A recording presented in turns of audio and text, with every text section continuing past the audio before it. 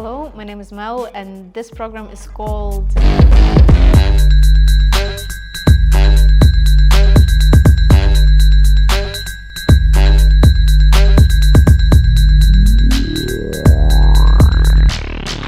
Hello, my name is Mel. I'm studying graphic design and illustration in DMUK.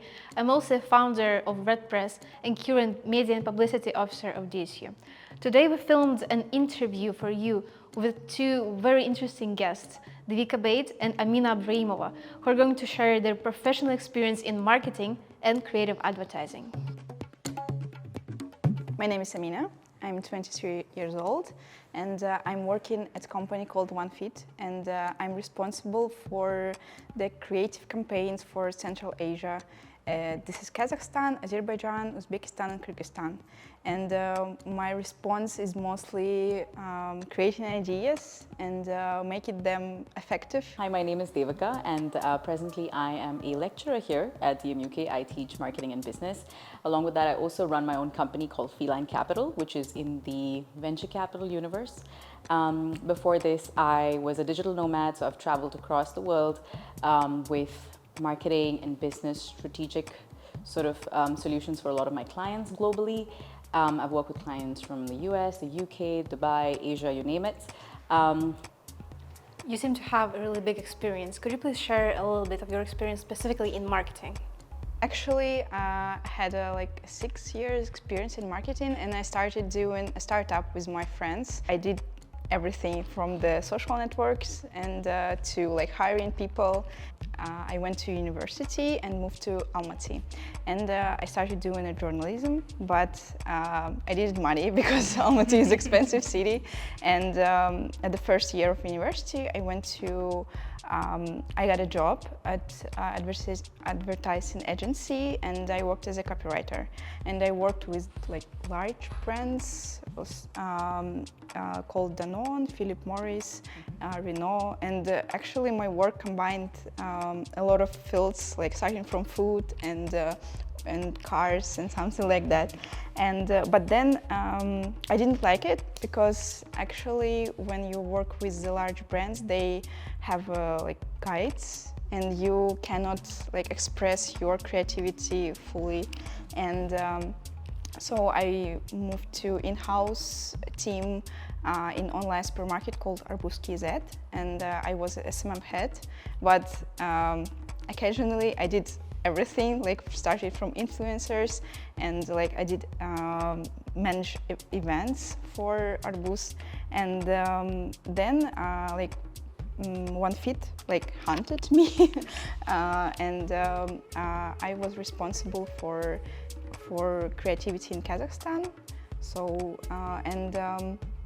but then we're like changed structure of marketing department, and I started doing creative campaigns for Central Asia countries. I think post-grad, I did not end up doing marketing. I ended up doing finance, which was a huge pivot for me. But I think a huge part of when people ask me, how did you move into investment banking from an advertising degree without any experience? And what I say to them is, it's honestly how you sell yourself. It's your brand, right? And so I feel like marketing literally started with that point. And marketing always came to me very instinctually. It was very inherent in who I was. And so I was able to communicate and do well in my interviews, get to that job.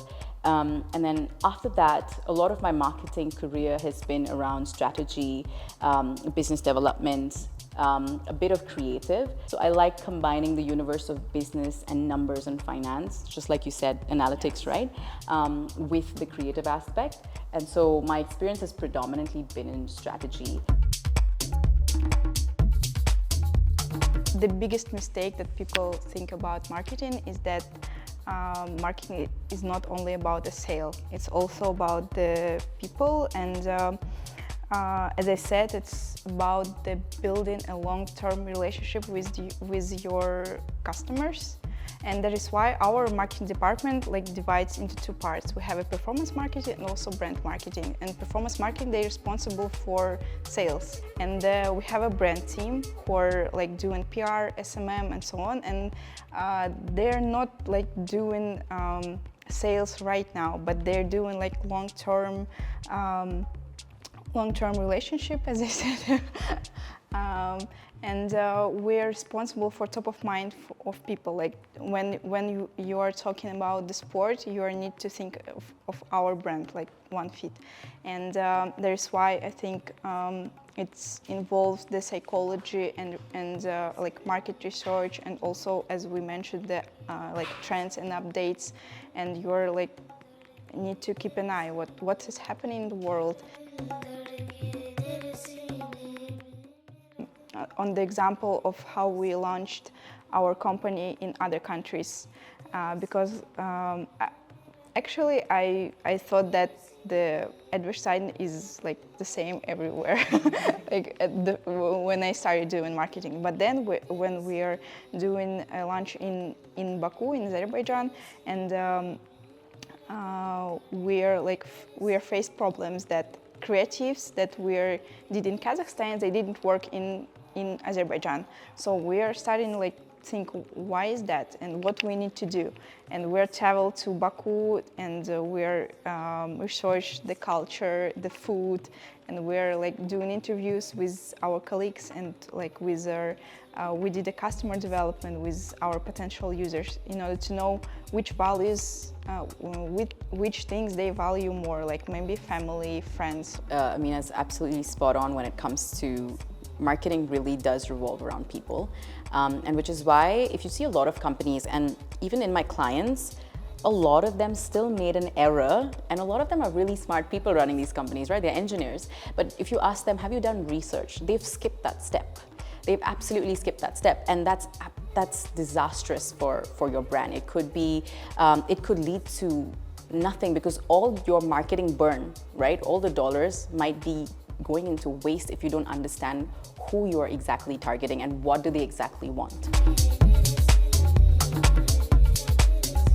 Oh, well, the first thing I would say is never stop being curious, right? Stay hungry, stay foolish.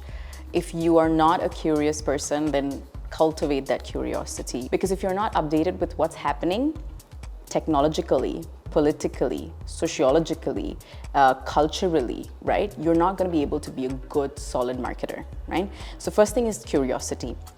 Second thing is make sure your communication skills are exceptional, right? Build on them, because you're in a business of people. And I think the more senior you go, the last thing I would say is really taking the time to think. I think that's the most, and that's something that I have learned only in the past 1.5 years, is that when you are in a senior position, right? You're like, let's say a manager, a senior manager, a managing director.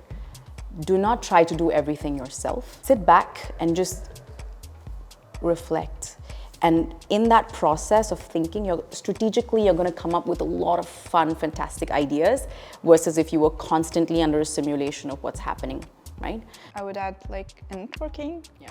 Yes, because I like your point about when you're reading something, you need to reflect, and also you need to discuss with someone who understands that information. And I think it's like, and also networking and communication give you wider access to the update information, and you also can exchange your best practices and discuss them. Actually, not only for marketing, but also with the different people, because I think the good marketer is a person with like with the big experience in life, or with the high emotional intelligence, because you need to understand people, why you're doing that and why you're not doing that. And about the mistakes, it's more about like when I'm writing an ideas, and I'm always thinking like, do my audience like them or not? And I'm starting doubting myself. They will not like it, and it's not good, and so on. Yes, but I started to trust myself, and surprisingly, the ideas became better and they are more effective, because I really liked them, and they were my babies.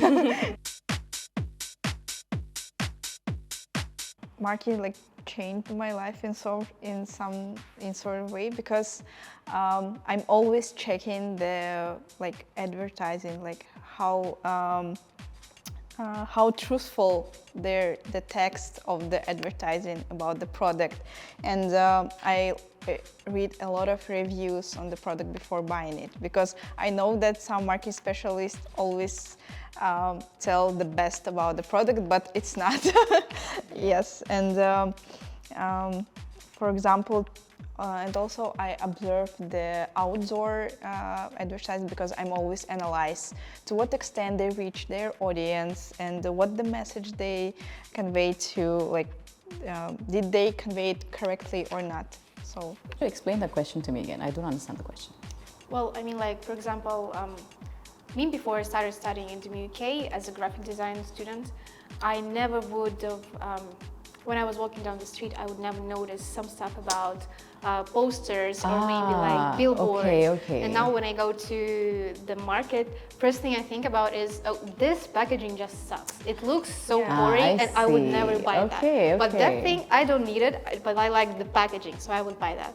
So how would you say some marketing stuff that you as a professional notice, but me as a designer Like would never sneaky stuff, right? Yeah, oh my God, that's there's what so I mean. much. And these lectures are the most fun for my students because they're like, really? So like one of them is obviously the color red, used in a lot of food brands. If you see, like red is a very, very attractive color.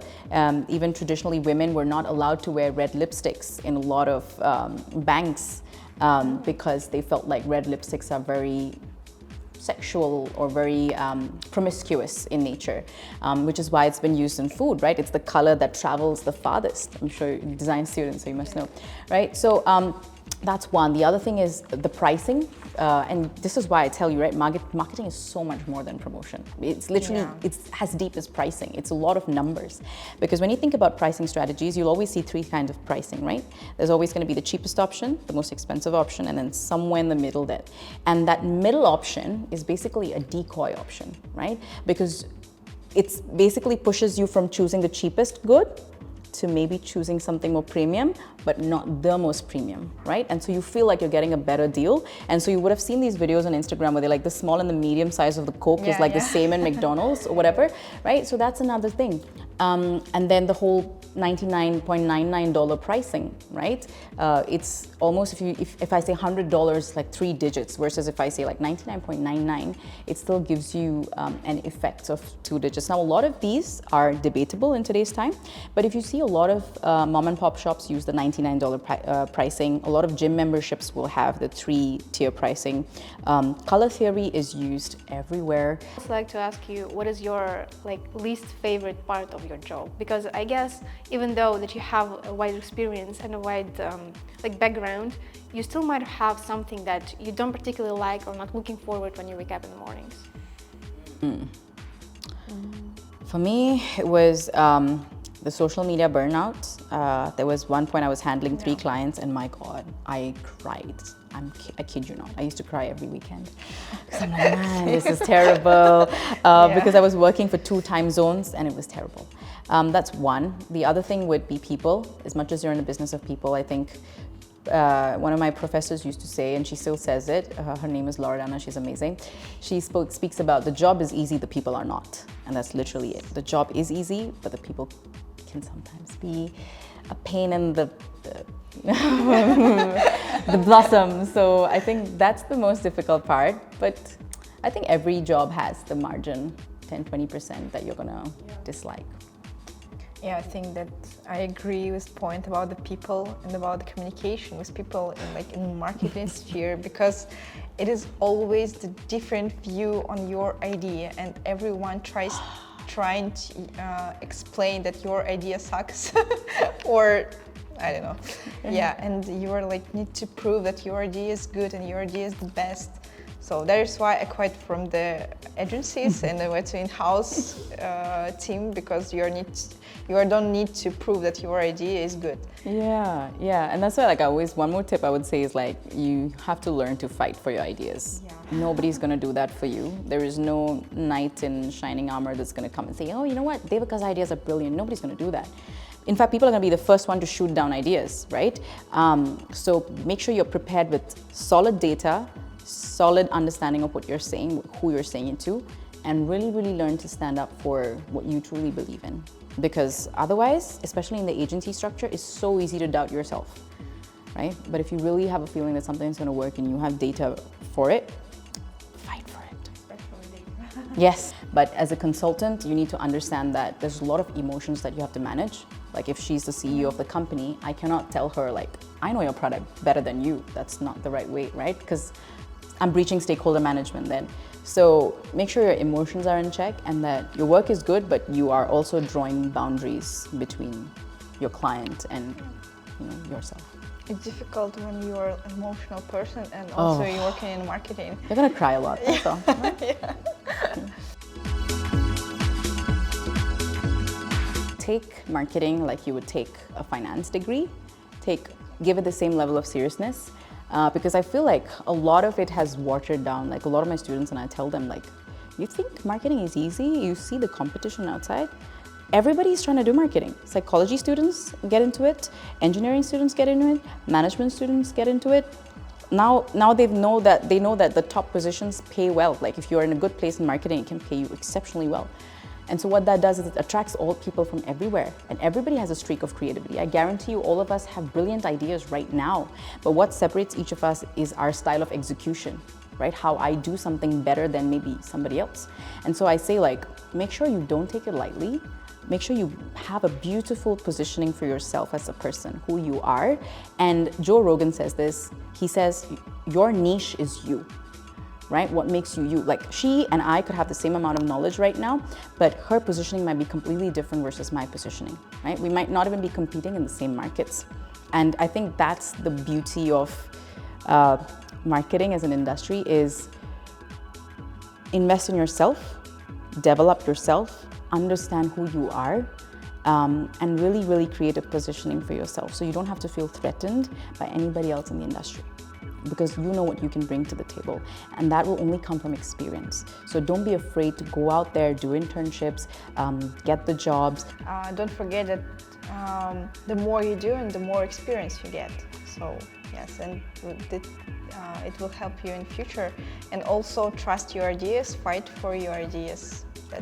And have fun. Don't forget to have fun. Yes. It's all not that serious. And also the best thing and the best feeling about the working in marketing, I think that when you see that that your ideas that you wrote on a paper, they execute in real life. Like, for example, some video production when like your one sentence like came into a big video. Yeah. Mm-hmm. That's all. Thank you a lot for coming, for sharing your experience, answering our questions. Thank you again. Thank you too. Thank you so much. This was so fun.